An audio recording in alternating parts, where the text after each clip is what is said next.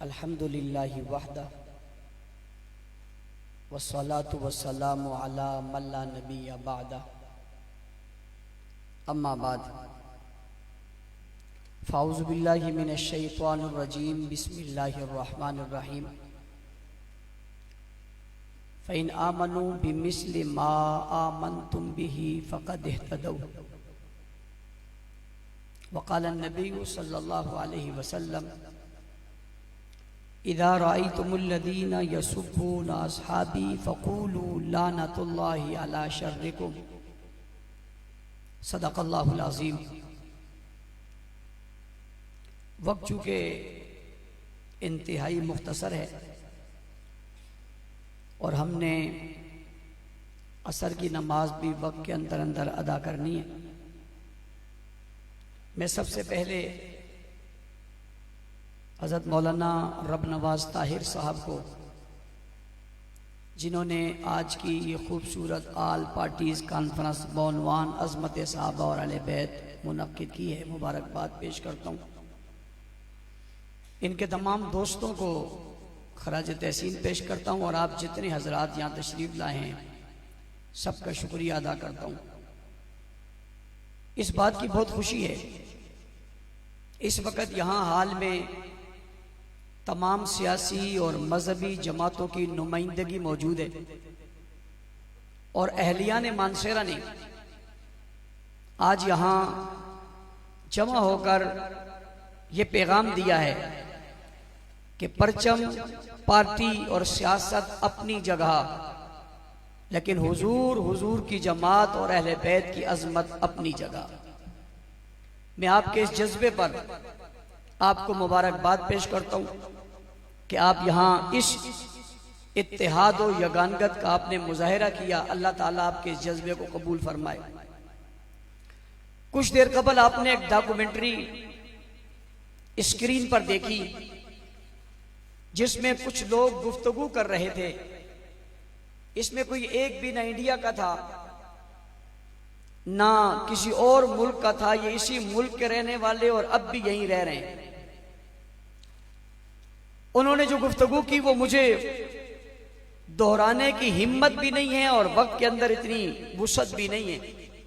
آپ تمام حضرات نے اسے سنا، ایمانداری سے اللہ کو حاضر ناظر جان کر اپنے دل پر ہاتھ رکھ کر اپنے ضمیر سے پوچھو، کیا یہ دین ہے؟ یہ اسلام ہے؟ کیا اس سے بڑی گستاخی کوئی ہے؟ کیا اس سے بڑی بدتمیزی اور بد تہذیبی کوئی ہے؟ کیا اس سے بڑی ضلالت اور کفر کوئی ہے کہ رسول اللہ صلی اللہ علیہ وسلم جو ہادی عالم ہے، رحمت کل ہیں، رحمت کا مجسم ہے، جو ساقی کوثر ہیں، شافع محشر ہیں، جانے جہاں ہیں، محبوب خدا ہیں، محمد مصطفیٰ ہیں، احمد مجتبیٰ ہیں، خیر الورا ہیں، بدر الدجا ہیں، شمس الضحیٰ ہیں، رحمت للعالمین ہیں، شفیع المذنبین ہیں، خاتم النبیین ہیں، سید الاولین والآخرین ہیں، راحت عاشقین ہیں، امام الاولین ہیں، امام المرسلین ہیں، فخر کل ہیں، ہادی عالم ہیں، ہادی کل ہیں، رحمت کا مجسم ہے اور حسن کائنات، جلال کائنات، جمال کائنات، روب کائنات، دبدبہ کائنات، خوبی کائنات، حسن کائنات، جمال کائنات، عزت کائنات، عظمت کائنات، شہرت کائنات، وجود کائنات، بقائے کائنات، تحفظ کائنات، تقدس کائنات اور وجود کائنات اور مقصود کائنات ہے۔ اس سے بڑی ہستی اس کائنات میں کوئی پیدا ہوئی نہیں، نہ اس سے بڑی ہستی کوئی پیدا ہو سکتی ہے۔ لا یمکن الثناء کما کان حقہ بعد از خدا، بزرگ تو ہی قصہ مختصر۔ سارا دن لگاؤں ایک لفظ پہ، وقت گزر جائے گا، نبی کی تعریف کا لفظ ختم نہیں ہوگا۔ میں نے چند جملے کہے، میں آپ سے پوچھنا چاہتا ہوں، یہ اللہ کی سب سے محبوب ترین ہستی ہے، ان کے سر پہ جو ٹوپی آئی کائنات اس کا مقابلہ نہیں کر سکتی، جسم پر جو کپڑا آیا دنیا اس کا مقابلہ نہیں کر سکتی، पाँव में जो जूता लगा, रब्बे जुल जलाल की कसम, इसका मुकाबला कोई नहीं कर सकता। मानसेरा के लोगों, पैगंबर ने पाँव पर जमीन पर कदम रखे, उस जमीन के टुकड़े का मुकाबला कोई दुनिया की ताकत नहीं कर सकती। सारी दुनिया के अरबों अजम के शयूख और बड़ी बड़ी हस्तियां मिल जाएं, मिलकर हुजूर की पाँव से लगने वाली खाक का मुकाबला नहीं कर सकती। सारे अंबिया जमा हो जाएं, जमा होकर हुजूर अक़दस सल्लल्लाहु अलैहि वसल्लम की नबूवत का मुकाबला नहीं कर सकते। अल्लाह ने आपको इस इज्जत से नवाजा है। कायनात में ये इज्जत किसी को नहीं मिली है जो हुजूर को मिली है। अगली बात समझना, आप पढ़े लिखे लोगों वक्त ज्यादा नहीं लेना चाहता। अल्लाह ताला ने अपने महबूब के लिए हर चीज को चुना है, वक्त को चुना है, जमाने को चुना है, खानदान को चुना है, कौम को चुना है, हसब को चुना है, नसब को चुना है, उम्मत को चुना है, इलाके को चुना है, माँ को चुना है, बाप को चुना है, खानदान को चुना है, सिलसिले को चुना है, शहर को चुना है, वतन को चुना है, इलाके को चुना है, मकान को चुना है, घर को चुना है। हर चीज चुन चुन कर हुजूर को दी है। जिस तरह हुजूर सबसे आला है, हुजूर को जितनी चीजें मिली हैं वो भी सबसे आला है। अब कोई आदमी ये कहे, देखे हुजूर अलैहिस्सलाम बचपन में जिस दाई के साथ गए, दुनिया की औरतें जमा होकर उस दाई का मुकाबला करना चाहे, कर सकती है? हुजूर जिस ऊंटनी पर बैठे उस ऊंटनी का मुकाबला हो सकता है? हुजूर ने जिन बकरियों का दूध पिया उन बकरियों का मुकाबला हो सकता है? आज कोई बदबख्त ये कहे हुजूर ने जिन बकरियों का दूध पिया वो नापाक थी, ये बकरियों की तौहीन है। आज उस ऊंटनी को कोई कहे, उस ऊंटनी की तौहीन करे, ये ऊंटनी की तौहीन है? नहीं भाई, निस्बत जब हुजूर के साथ हो गई फिर तौहीन किसी और चीज की नहीं है, फिर तौहीन हुजूर की है। तो जिसने सबसे पहले नबी का हाथ पकड़ के चूमा, जिसने सबसे पहले पैगंबर का साथ दिया, जिसने सारा माल और दौलत हुजूर की इज्जत पे कुर्बान किया, जिसने सबसे पहले हुजूर की नबूवत का ऐलान किया, जिसके बारे में हुजूर ने फरमाया जिसने ईमान लाया, किसी ने सोचा समझा और किसी ने मशवरा किया, एक ही ऐसा था जिसने बिला शक व तरद्दुद और तवक्कुफ मुझ पर ईमान लाया। हुजूर ने फरमाया मुझ पर जितने लोगों ने एहसान किए मैंने सबके एहसान का बदला चुका दिया। मानसेरे वालों, कायनात के हबीब फरमाते एक वो था जिसने मुझ पर इतने एहसान किए, मैं उसके एहसान का बदला नहीं चुका सका। ये वही था जिसने हुजूर को कंधों पर उठाया और गार तक ले गया। ये वही है जिसने गार में हुजूर को अपनी गोद में लिटाकर 3 दिन 3 रात बिला शिरकत गैर अपने महबूब के चेहरे का दीदार किया। ये वही था जिसने अपनी कवारी बेटी हुजूर अलैहिस्सलाम के निकाह में दी। ये वही था जिसने अपनी दौलत हुजूर पर सर्फ कर दी। ये वही था जिसने 40,000 दिरहम और दिनार खत्म करके हुजूर के साथ हिजरत का सफर किया था। ये वही था जिसने घर की सारी दौलत उठाकर मोहम्मद के साथ चल पड़े थे। ये वही थे जिन्होंने हुजूर सल्लल्लाहु अलैहि वसल्लम के लिए सवारी का बंदोबस्त किया था। आज कोई शख्स उनकी तौहीन करे, ये तौहीन अबू बकर की नहीं है, ये तौहीन हुजूर की है। ये हुजूर की इज्जत पर हमला है। कैप्टन साहब अगर कोई आदमी मियाँ साहब के किसी दोस्त को बुरा कहता है तो वो दोस्त को नहीं कहता, वो मियाँ साहब को कह रहा है। पीपल पार्टी वालों, आज कोई जुल्फकार भुट्टो के दोस्त को बुरा कहता है, वो उसे नहीं भुट्टो को बुरा कह रहा है। पीटीआई वालों, आज कोई इमरान खान के दोस्त को बुरा कहता है, वो इमरान खान को बुरा कह रहे हैं। जमीयत वालों आकर कोई मौलाना फजलुर रहमान साहब के दोस्त को बुरा कहे, वो फजलुर रहमान साहब को बुरा कह रहे हैं। आज कोई सिराजुल हक के दोस्त को बुरा कहे, वो उसे बुरा कह रहे हैं। तुम्हें तुम्हारी पार्टी के और हमें और हमारी पार्टी के लीडरों के साथ देने वालों का तहफ्फुज़ करते हो, जिन्होंने हुजूर अलैहिस्सलाम का साथ देकर इस्लाम की इबारत को खड़ा किया। आज उनकी तौहीन करना इस्लाम की इबारत को गिराना है। और अगली बात, ये बात मैंने मिसाल के तौर पे कही है, वरना अगर मैं कुरान पढ़ूं 1226 आयतें असहाब रसूल की इज्जत और नामूस पे आई है। पढ़े लिखे लोगों, कुरान ने कहा कुंतुम खैरा उम्मतिन उखरिजत लिन्नास, तुम सबसे बेहतर उम्मत हो। मैं तुमसे पूछता हूं, जब कुरान कह रहा था कुंतुम खैरा उम्मा, तुम सबसे बेहतर उम्मत हो, उस वक्त मौजूद कौन थे? सहाबा थे। सहाबा मौजूद थे। सबसे बेहतरीन उम्मत ये آج دنیا کو لولی پاپ دیا جاتا ہے، وحدت امت کانفرنس کر کے سب کو بلایا جاتا ہے، اور ایک وہ طبقہ بھی آتا ہے جو صحابہ کی توہین کرتا ہے اور کہتے ہیں وحدت امت کریں۔ امت کی بنیاد صحابہ ہیں، امت کا آغاز صحابہ ہیں، امت کے اول لوگ صحابہ ہیں، اور جناب رسول اللہ صلی اللہ علیہ وسلم کے ان صحابہ کی عظمت کیوں سمجھیں؟ یہ چلے تو قرآن بنا، یہ بولے تو قرآن بنا، یہ جہاد میں گئے تو قرآن بنا، انہوں نے ہجرت کی قرآن بنا، انہوں نے نصرت کی قرآن بنا، مال دیا قرآن بنا، اولاد قربان کی قرآن بنا، یہ بدر میں گئے تو قرآن بنا، احد میں گئے تو قرآن بنا، خیبر میں گئے تو قرآن بنا، تبوک میں گئے تو قرآن بنا، یرموک میں گئے تو قرآن بنا، جانیں دی تو قربان بنا، مال دیا تو قرآن بنا۔ ارے مجھے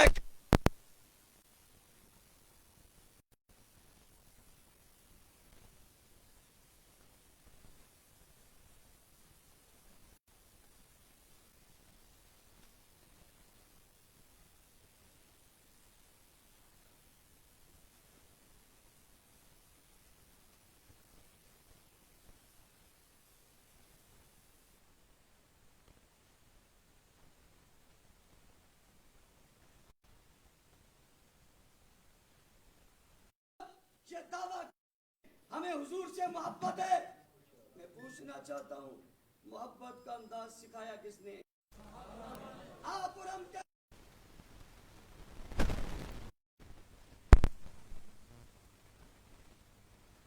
کون تھے؟ میں اور آج ہم کہتے ہم عظمت رسول پہ جانے لٹا دیں گے، سب سے پہلے جن نے لٹائی وہ کون تھے؟ جناب آج ہم کہتے کہ حضور کی ذات بلند و بالا ہے، اور اس سے اگلی بات آج ہم سینے پر ہاتھ رکھ کر دنیا سے کہتے ہیں حضور کی سیرت محفوظ ہے، اور سیرت کا ایک ایک پہلو محفوظ ہے۔ پڑھے لکھے لوگوں، سیاسی جماعتوں کے لوگوں، آج آپ کی لیڈرشپ موجود ہے، کیمرے کا زمانہ ہے، کمپیوٹر کا زمانہ ہے، جدید آلات کا زمانہ ہے، نیٹ کا زمانہ ہے، ہر چیز آپ کے سامنے موجود محفوظ ہو سکتی ہے۔ کسی بھی لیڈر کی زندگی کے سارے پہلو آج میرے سامنے رکھو، آپ نہیں رکھ سکتے۔ کسی کا بچپن محفوظ ہے تو لڑکپن نہیں، لڑکپن ہے تو جوانی نہیں، رات ہے تو دن نہیں۔ یہ حضور علیہ السلام کی سیرت پر جو سینے پر ہاتھ رکھ کر ہم کہتے ہیں ان کی زندگی کا ہر پہلو محفوظ ہے۔ میں پوچھنا چاہتا ہوں یہ سارے پہلو جو محفوظ ہونے کی آپ بات کر رہے ہیں، کہ آپ نے حضور کو دیکھا ہے؟ جواب آتا ہے نہیں دیکھا۔ میں نے کہا کس نے بتایا ہے؟ جواب آتا ہے صحابہ نے بتایا۔ اور ایمانداری کی بات، پڑھے لکھے لوگوں سنو، حضور کی داڑھی کتنی لمبی تھی صحابہ نے بتایا، زلف کیسی تھی صحابہ نے بتایا، رخسار کی چمک کیسے تھی صحابہ نے بتایا، لیٹے کیسے تھے صحابہ نے بتایا، اٹھے کیسے تھے صحابہ نے بتایا، پیا کھایا کیسے تھا صحابہ نے بتایا، بچپن لڑکپن جوانی شباب کیسا تھا صحابہ نے بتایا، دنیا کے اصول کیسے سکھائے صحابہ نے سکھایا، جنگ اور میدان میں کیسے گئے صحابہ نے سکھایا، تلواریں کتنی تھی صحابہ نے بتایا، تیر کیسے تھے صحابہ نے بتایا، گھوڑے کتنے تھے صحابہ نے بتایا، چلے کیسے تھے صحابہ نے بتایا، محبت کیسے کی صحابہ نے بتایا، الفت کیسے کی صحابہ نے بتایا، یہاں تک کہ قدم کیسے اٹھاتے تھے صحابہ نے بتایا، انگلی کیسے اٹھاتے تھے صحابہ نے بتایا، کس پہلو پہ سوئے صحابہ نے بتایا، کس پہلو پہ جاگے صحابہ نے بتایا، دنیا کے اندر زندگی کیسے گزاری صحابہ نے بتایا، بیوی اولاد کتنی ہے، خاندان کتنی ہے، جناب چہرہ کیسا تھا، زلفیں کیسی تھی، نکھار کیسا تھا، جولاب کیسا تھا، علم کیسا تھا، عمل کیسا تھا، کوئی ایک چیز کا سوال کرو آج محفوظ ہے۔ بتاؤ یہ سب کچھ بتانے والے کون ہیں؟ آج ہمارے پاس قرآن موجود ہے، ہم فخر سے کہتے ہیں قرآن سچا ہے۔ حضور علیہ السلام جب گئے تھے یوں قرآن لکھا ہوا نہیں تھا، یوں کتاب میں موجود نہیں تھا۔ پوچھنا چاہتا ہوں کس نے لکھا؟ فی صحف مکرمہ مرفوعات مطہرہ۔ میرے پاس وقت نہیں ہے میں ہر چیز پہ آیت پڑھ کے آپ کو بتاؤں، یہ لکھنے والے صحابہ ان انگلیوں اور پوروں کے ذکر بھی قرآن نے کیے، اور بات آگے بڑھے گی تو عجیب بات آپ کو کہتا ہوں، آپ صحابہ کی عزت اور عظمت اور علم اور تقوی اور حلم اور طہارت اور بزرگی اور شرافت کی بات کرتے ہیں۔ آؤ میں صحابہ کے گوڑوں کی قدموں کی بات کرنے لگا ہوں۔ والعادیات صبحا فالموریات قدحا فالمغیرات صبحا فاثرن به نخا فوسطن به جمع۔ اللہ نے گھوڑوں کے پوروں کی قسمیں دکھائی ہیں جن گھوڑوں پہ صحابہ بیٹھے۔ کیا سمجھتے ہیں آپ؟ اور ایک اور بات، یہ دفاع صحابہ اور یہ مدح صحابہ یہ کوئی عام عنوان نہیں ہے، یہ بڑا اہم عنوان ہے۔ پڑھے لکھے لوگوں، صحابہ کا دفاع خدا نے خود کیا۔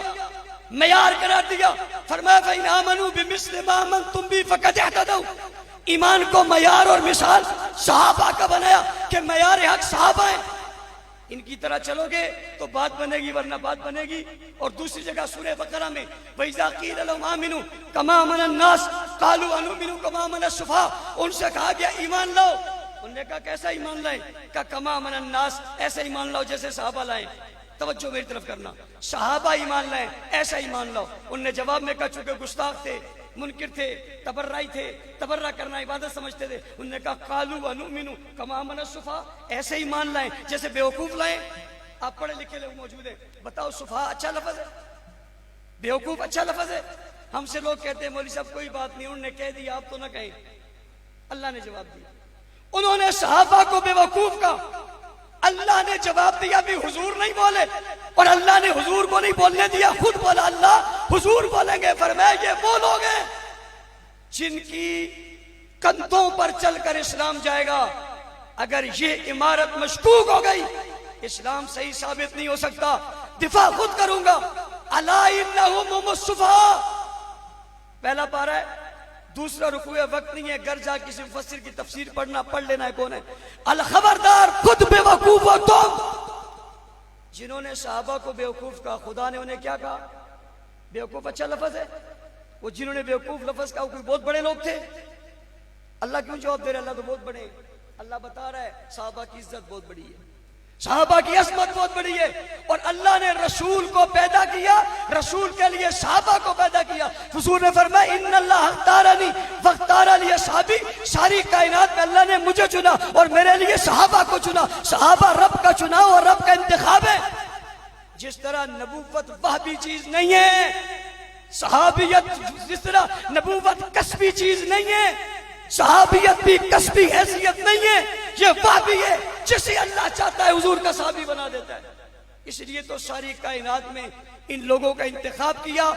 آپ نے پروجیکٹر پر گستاخیاں سنی، ایمانداری سے بتاؤ یہ آگ لگانے کے لیے ہیں یا نہیں ہے؟ یہ جذبات مجروح کرنے کے لیے ہیں یا نہیں ہے؟ اس سے دل پھٹتے ہیں یا نہیں پھٹتے؟ ہمارا جگر دیکھو، ہم نے تحمل کا مظاہرہ کیا.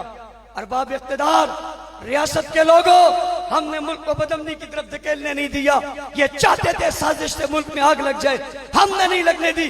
ہم پرامن راستہ اختیار کیے ہوئے ہم اس ملک میں قانون چاہتے اور ہمارے مطالبے سنو. یہ بات تو ثابت ہو گئی کہ صحابہ مسلم حیثیت ہے. اور آپ حضرات میں سے بہت سارے لوگ کہتے ہوتے ہیں مولوی صاحب کسی کو کافر نہ کہو. میں نے کہا کیوں کافر نہ کہوں؟ کہتے اس لیے کہ کسی مسلمان کو کافر کہو گے تو خود کافر ہو جاؤ گے، کسی کو کافر کہو گے تو خود کافر ہو جاؤ گے. میں نے کہا اچھا کسی کو کافر کہنے سے بندہ خود کافر ہو جاتا ہے؟ کہا ہاں، اگر وہ مسلمان ہیں تم کافر ہو جاؤ گے. بتاؤ جو صحابہ کو کافر رہے وہ مسلمان رہتے ہیں؟ آج کے مسلمان کو کافر کہنے والا چھوٹا موٹا کافر ہے، نبی کے زمانے کے صحابہ کو کافر کہنے والا اتنا بڑا کافر ہے. یہی بات ہم نے کہی. ہمارے اوپر آپ نے کہا آپ سخت ہیں، آپ شدت پسند ہیں. ہم نے آئین اور قانون کی بات کی. ہم آج بھی کہتے ہیں جھگڑے اور لڑائی کی بات نہیں ہے. میں آج آپ کے اجتماع میں 4 مطالبے تو لگاؤں. پہلا مطالبہ، اس ملک میں قانون سازی کی جائے، اصحاب رسول کی توہین اور تکفیر کرنے والوں کو سزائے موت دی جائے. یہ کوئی دہشت گردی پر مبنی مطالبہ ہے. نمبر 2، اصحاب رسول کی توہین اور تکفیر کرنے والوں کو قادیانیوں کی طرح کافر ڈکلیئر کیا جائے. ٹھیک ہے، لڑائی کی بات تو نہیں ہے، شدت کی بات تو نہیں ہے. جو لوگ گستاخی کے مرتکب ہیں ان پر FIR درج کی جائے.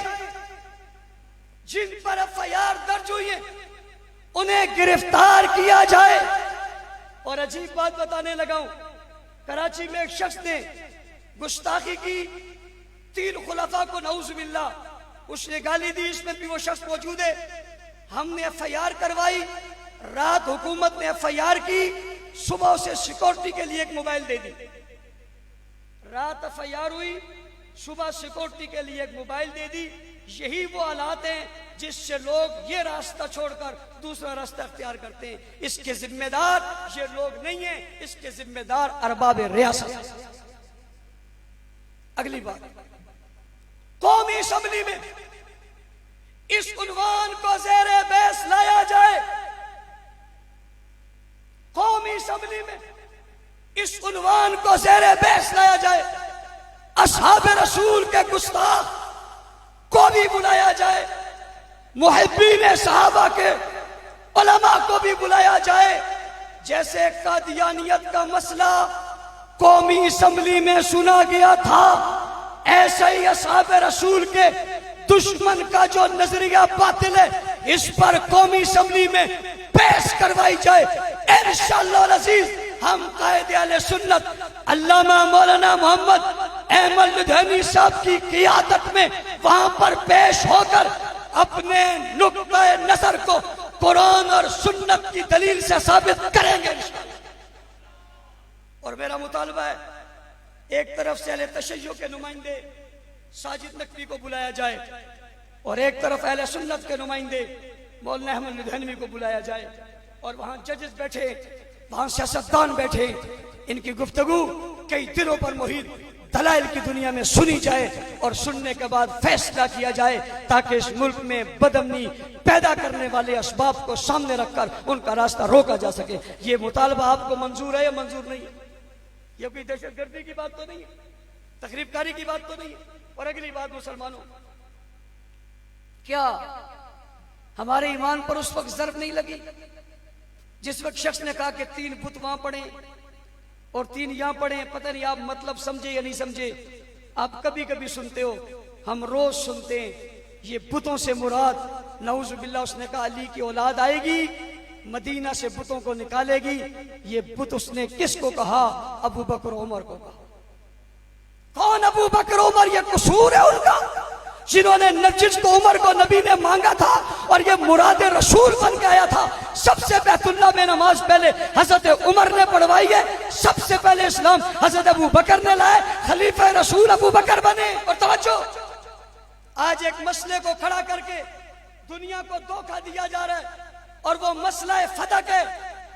سیاسی جماعت کے ذمہ دار اور بالخصوص کیپٹن صاحب آپ کی توجہ میری طرف رہے، وہ مسئلہ فتق ہے، وہ مسئلہ فتق ہے جس کی مثال پر اصحاب رسول کی توہین کی جا رہی ہے. پڑھے لکھے لوگوں، میرا تم سے سوال ہے، جب یہ فتق کی بات کرتے ہیں یہ حضور کے جانے کے فوراً بعد کی بات ہے. حضرت ابو بکر 2 سال تک خلیفہ رہے. کتنے سال تک؟ زور سے، کتنے سال تک؟ حضرت فاطمہ حضور علیہ السلام کے بعد 6 مہینے تک زندہ رہی. فتق کا مطالبہ ہو گیا، بات ختم ہو گئی، حضرت فاطمہ کا انتقال ہو گیا. جنازہ کس نے پڑھایا؟ اونچی، کس نے پڑھایا؟ ابو بکر صدیق نے. جنازہ پڑھانے کی اجازت کس نے دی؟ کس نے؟ حضرت علی المرتضیٰ نے. جنازہ پڑھایا ابو بکر نے.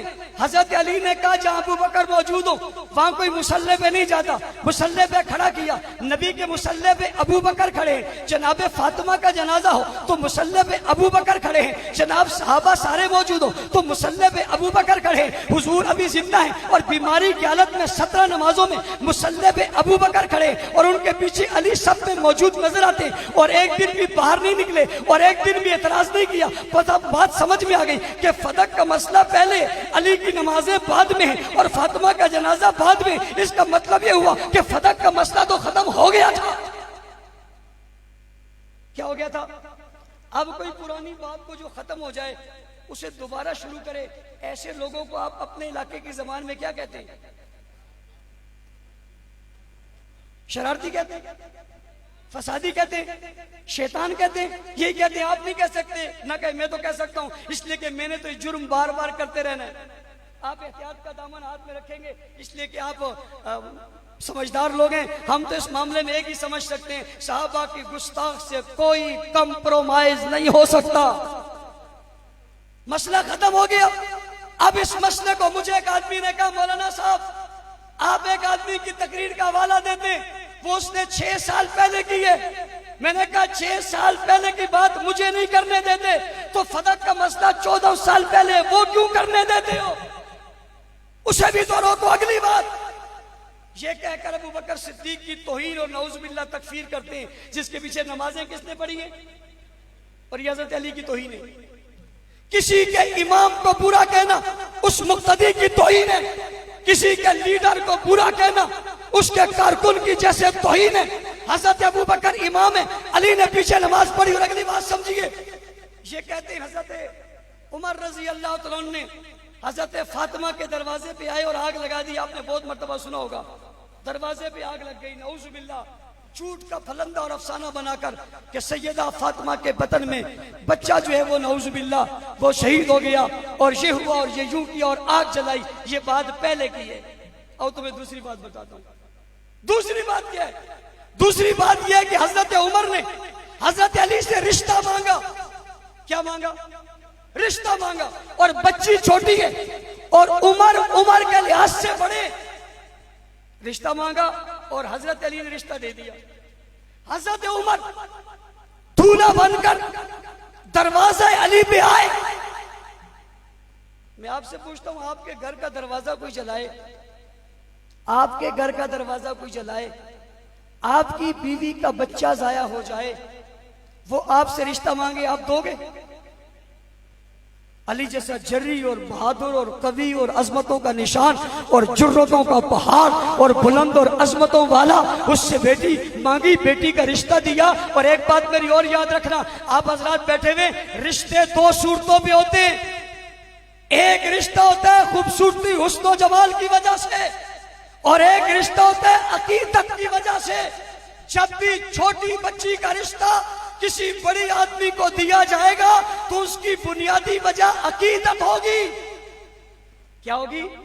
حضرت ام کلثوم بیٹی ہے حضرت علی المرتضیٰ کی اور سیدہ فاطمہ زہرا کی۔ سیدہ فاطمہ تو زہرا کی اس بیٹی ام کلثوم کا نکاح حضرت عمر رضی اللہ تعالیٰ عنہ سے ہوا، اور وہ آپ کے گھر گئی تو بات یوں بنی کہ علی سسر ہیں عمر کے، اور عمر سسر ہیں نبی کے، اور نبی سسر ہیں علی کے۔ جب کسی کا رشتہ یوں قائم ہو جائے اور اس کے داماد کو برا بلا کہو تو یہ اس کی توہین ہے یا نہیں ہے؟ کسی کو سسر کو برا کہو یہ اس کی توہین ہے یا نہیں ہے؟ حضرت علی حضور کے داماد ہیں اور حضرت عمر علی کے داماد ہیں۔ تم کہتے ہو دروازہ گرایا، اس کا بات ہے، پہلی بات غلط ہے اور دوسری بات ٹھیک ہے۔ اور اگر کوئی چیلنج کر سکتا ہے تو چیلنج کر کے کہے کہ حضرت عمر نے علی کے گھر سے رشتہ نہیں کیا اور علی نے اپنی بیٹی کا رشتہ نہیں دیا، کوئی چیلنج کرے، ہم عدالت میں ثابت کریں گے کہ رشتہ ہوا ہے۔ کیپٹن صاحب بڑی عجیب بات آپ کو بتانے لگا ہوں، جب ہم ان سے کہتے ہیں رشتہ ہوا، کہتے ہیں نہیں ہوا، جب ہم دلائل دکھاتے ہیں کہتے ہیں ہوا ہے لیکن زبردستی ہوا ہے۔ اولاد علی میں سے آپ کے گھر سے کوئی زبردستی رشتہ کر سکتا ہے؟ آپ کے گھر سے کوئی زبردستی رشتہ کر سکتا ہے؟ تم نے کیا سمجھا علی کو؟ کیا سمجھتے ہو علی المرتضیٰ کو؟ یہ حضرت علی کی توہین ہے۔ اور میں نے کہا تم ایک طرف کہتے ہو علی مشکل کش ہے اور دوسری طرف کہتے ہو رشتہ زبردستی کیا، یہ دونوں باتیں چل ہی نہیں سکتی۔ پڑھے لکھے لوگوں آپ کے لیے کہہ رہا ہوں، صحافیاں بیٹھے ہوئے، دو باتیں ہو گئی۔ تیسری بات، آج دنیا میں کوہرام مچا ہے۔ ابھی آپ سن رہے تھے ایک شخص کہہ رہا تھا ہم معاویہ کو رضی اللہ نہیں کہتے، ہم صحابی نہیں مانتے، ہم انہیں رضی اللہ اور صحابی نہیں مانتے، یہ واضح کہہ رہے ہیں۔ ہم خلفاء کو نہیں مانتے، واضح کہہ رہے ہیں۔ ہم نبی کی 3 بیٹیاں نہیں کہتے، واضح کہہ رہے ہیں۔ توجہ کیجئے، حضرت علی اور معاویہ کے درمیان چپ کلش ہوئی، حضرت علی المرتضیٰ دنیا سے رخصت ہو گئے، اپنا جانشین، اپنا وارث اپنے بیٹے سیدنا حسن رضی اللہ تعالیٰ کو بنایا۔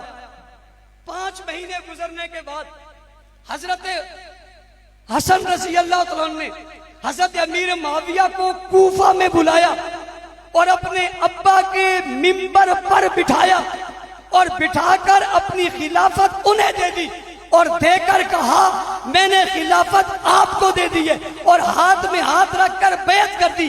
جب بیٹا بیعت کر لے اور صلح کر لے تو لڑائی باقی رہتی ہے، ختم ہو جاتی ہے۔ آہستہ سے بول رہے آپ کیا نہیں ختم ہوتی؟ اور اگر بیٹا لڑائی ختم کر دے اور چوتھے محلے کا بندہ کہے میں نہیں مانتا تو آپ کیا کہتے ہو؟ نہیں صحیح دل سے کہو، میرے لیے نہیں کہو. کیا کہتے ہو؟ فسادی شرارتی بیٹے نے مان لیا تو کہیں صرف حضرت حسن نے نہیں مانا، حضرت حسین نہیں مانا. تم پہلے کے واقعات بتا رہے ہو، میں بعد کے واقعات بتا رہا ہوں. وہ نفرت کی بات بتا رہے ہیں، میں محبت کی بات بتا رہا ہوں. وہ توڑ کی بات بتا رہے ہیں، میں اتحاد کی بات بتا رہا ہوں. وہ لڑائی کی بات بتا رہے ہیں، میں پیار کی بات بتا رہا ہوں. وہ جھگڑا بتا رہے ہیں، میں رحماء بینہم بتا رہا ہوں. وہ علیحدہ علیحدہ بتا رہے ہیں، میں ایک بتا رہا ہوں. وہ میدانوں میں بتا رہے ہیں، میں نمازوں میں بتا رہا ہوں. وہ اختلاف میں بتا رہے ہیں، میں بیعت میں بتا رہا ہوں. وہ دور بتا رہے ہیں، میں گھر میں بتا رہا ہوں. وہ دوسرے سے جدا بتا رہے ہیں، میں ملا ہوا بتا رہا ہوں. سوال پیدا ہوتا ہے میں دہشت گرد ہوں، وہ من پسند کیسے ہے؟ پڑھے لکھے لوگوں مجھے جواب دو. ہمارا نقطہ نظر غلط ہے. یہاں عجیب بات ہے، جو فساد کی بات کرے اسے پروٹوکول دیا جاتا ہے، جو محبت کی بات کرے اس کا راستہ روکا جاتا ہے. یہ چیز یمن ہے، یہ دکھ کی بات ہے. اس لیے ہمارا بیانیہ یہ بیانیہ ہے کہ اس گستاخ کو میں آپ سے پوچھتا ہوں، کیا ایسی گستاخی کرنے والوں کے خلاف ایف آئی آر ہونی چاہیے نہیں ہونی چاہیے؟ نمبر 2 گرفتار ہونا چاہیے نہیں ہونا چاہیے؟ نمبر 3 قانون بننا چاہیے نہیں بننا چاہیے؟ نمبر 4 کٹہرے میں آنا چاہیے نہیں آنا چاہیے؟ اور مسئلے کے حل کے لیے جس طرح ختم نبوت کا مسئلہ حل کرنے کی بات ہوئی تھی، اس کی بھی آخری بات کر رہا ہوں. ایک نعرہ لگاتے ہیں تکفیری تکفیری تکفیری. یہ تکفیری ہے. تکفیری کس کو کہتے ہیں؟ جو کسی کو کافر کہے. کسی کو اس کو کیا کہتے ہیں؟ تکفیری کہتے ہیں. تو جو تمہیں کافر کہے وہ تکفیری ہے، جو ابوبکر عمر کو کہے وہ کیا ہے؟ وہ تکفیری نہیں ہے. تو پہلے تکفیری یہ. دوسری بات، دلائل کی بنیاد پہ کسی کے لیے فیصلہ کروانا اگر یہ تکفیریت ہے تو پاکستان کی نیشنل اسمبلی کو کیا کہو گے؟ جن نے قادیانیت کے عنوان پر کیا قادیانیوں کو غیر مسلم اقلیت قرار دیا یا نہیں دیا؟ وقت کے وزیر اعظم کے دستخط تھے، ممبران کے دستخط تھے، پارلیمنٹ کے لوگوں کے دستخط تھے. یہ مسئلہ زیر بحث آیا تھا. اگر کسی کو اس کے غلط عقائد کی وجہ سے کافر کہنا تکفیریت ہے، پھر آئین کو کیا کہو گے؟ پھر پاکستان کے دستور کو کیا کہو گے؟ پھر اس ضابطے کو کیا کہو گے؟ پتہ چلا مسئلہ یہ نہیں ہے. یوں تکفیری کہہ کر جان بچانے تمہیں اب نہیں دی جائے گی. اب بتایا جائے گا کہ اس مسئلے کا حل ہم نے نکالنا ہے اور تمام مسلمانوں نے مل کر نکالنا ہے. پارٹیاں، جماعتیں، تعلق اپنی جگہ، لیکن جو تعلق رسول اور صحابہ اور اہل بیت کا ہے، اس سے بڑا تعلق کسی کا نہیں ہے. ہم نبی کے گھر کو گھرانہ کہتے ہیں، ہم نبی کے صحابہ کو یارانہ کہتے ہیں. ہم گھرانے کے بھی غلام ہیں، ہم یارانے کے بھی غلام ہیں. میں نے عرض کی گفتگو میں کوئی بات مارنے کی کہی ہے، کوئی سختی کی کہی ہے. میں آپ سے یہی مطالبہ کر رہا ہوں کہ اس عنوان پہ ہمیں آگے بڑھنا چاہیے نہیں بڑھنا چاہیے؟ اس گستاخی کو رکنا چاہیے نہیں رکنا چاہیے؟ اس کے خلاف قانون بننا چاہیے نہیں بننا چاہیے؟ سیاسی جماعتوں کے لوگوں اپنی اپنی جماعتوں میں اس آواز کو اٹھاؤ. ان لوگوں کے ساتھ بیٹھنے اور اٹھنے والے بھی، جیسے انہوں نے کہا کیپٹن صاحب نے ختم نبوت کے منکر کے ساتھ بیٹھ کر اس کا سہولت کار بننا، یہ اس کا سہولت کار بننا ہے. ایسے ہی صحابہ کے دشمن کے ساتھ بیٹھ کر اس کو اہمیت دینا، یہ بھی سہولت کار بننا ہے. ہم اصحاب رسول کے دشمن کا بھی بائیکاٹ کرتے ہیں اور ختم نبوت کے منکر کا بھی بائیکاٹ کرتے ہیں. ایسا کرو گے؟ کرنا چاہیے نہیں کرنا چاہیے؟ یہ ایمانی غیرت کا مسئلہ ہے. اور اگر کوئی اپنے عنوان پر آگے آ کر اپنی مت پارٹیوں کو چھوڑ کر اپنے عقیدے پر کھڑا ہو سکتا ہے تو مدح صحابہ، دفاع صحابہ ہمارا عقیدہ ہے. یہ کل بھی کرتے تھے، آج بھی کرتے رہیں گے. گفتگو بہت ساری کرنی تھی، ابھی اور بہت سارے نکات تھے، لیکن میں نے وقت کم ہونے کی وجہ سے ضروری باتیں آپ حضرات سے کی ہیں. آپ نے یہاں سے جانے کے بعد جو یہ ویڈیوز سنی ہیں، اس پر اپنے تبصرے اپنے علاقوں میں ضرور کریں گے کہ یہ کہنے والوں کا اسلام سے تعلق نہیں ہے. اور پچھلی مرتبہ جس نے گستاخی کی تھی وہ تو ملک سے بھاگ گیا تھا. اس مرتبہ جس نے گستاخی کی ہے وہ ملک میں موجود ہے. اور مسلمانوں اگر حضور کے بعد صرف 3 رہ گئے تھے، باقی نہیں تھے، تو پھر حضرت علی کہاں ہیں اور حضرت حسن کہاں ہیں اور حضرت حسین کہاں ہیں؟ صرف 3 رہ گئے تھے تو پھر باقی کدھر گئے؟ اور 3 کیسے پہنچا اور کیسے پھیلا اور کیسے پہنچا؟ اس کا مطلب مطلب ہے یہ اصحاب رسول کی توہین نہیں، حضور اور اسلام کو گرانے کی سازش ہے۔ اور میں نے اور آپ نے اس ملک کے خداداد پاکستان جو اسلام کے نام پہ معرض وجود میں ہے، جس کی بنیاد کلمہ تھی لا الہ الا اللہ۔ پاکستان کا مطلب کیا؟ پاکستان کا مطلب کیا؟ پاکستان کا مطلب کیا؟ لا الہ الا اللہ۔ اور اسلام کا کلمہ کیا؟ لا الہ۔ گزشتہ دن ایک شخص اپنی محفل میں کسی کو کلمہ پڑھا رہا تھا، میں نے کہا کیوں پڑھا رہا ہے؟ کہتا ہے یہ سنی سے شیعہ ہوا ہے۔ میں نے کہا تم تو کہتے ہو سب مسلمان ہیں،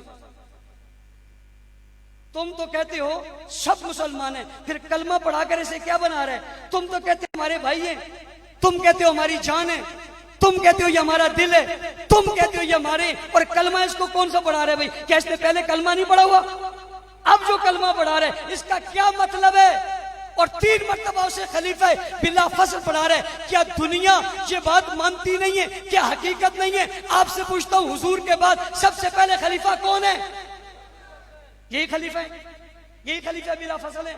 ایک آدمی چوک پہ جھوٹ بولتا ہے، ایک چوراہے پہ جھوٹ بولتا ہے، ایک اسمبلی میں جھوٹ بولتا ہے، وہ کتنا بدبخت ہے جو اذان میں جھوٹ بولتا ہے۔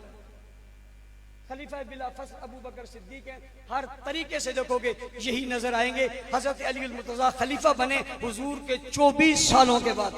کتنے سالوں کے بعد؟ 24 سالوں کے بعد۔ تو یہ کلمہ کسے پڑھا رہے ہو بھائی؟ کون سا پڑھا رہے ہو؟ تم کہتے ہو سب مسلمان ہیں، پھر وہ پہلے سے مسلمان ہیں، اب کیا پڑھایا؟ اور کلمے کو پڑھا دیا گیا۔ میں آج آپ کے توسط سے انہیں چیلنج دینے لگا ہوں کہ اپنے 12 اماموں سے جو کلمہ تم نے اسے پڑھایا ہے یہ ثابت کر دو۔ 12 اماموں سے جو کلمہ تم نے پڑھایا اسے ثابت کر دو۔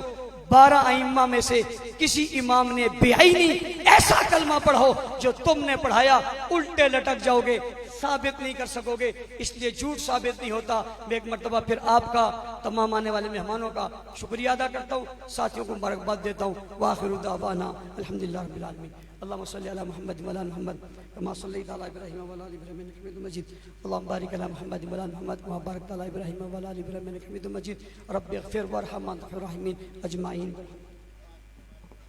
بھئی تمام احباب کے لیے چائے کا انتظام کیا ہوا ہے، یہ ساتھ والے حال میں چائے لگی ہوئی ہے، کوئی ساتھی بغیر اس کے آپ مسلح ڈالے ہوئے ہیں، وہاں پہ آپ نماز پڑھیں، اور چائے یہاں پہ لگی ہوئی ہے۔ یہ تمام بڑے جو ہمارے اکابر علماء ہیں وہ سامنے یہاں تشریف لائیں، انشاءاللہ یہاں ذمہ دار ہیں وہ آپ کے ضیافت کا اہتمام فرمائیں گے۔ کوئی ساتھی بھی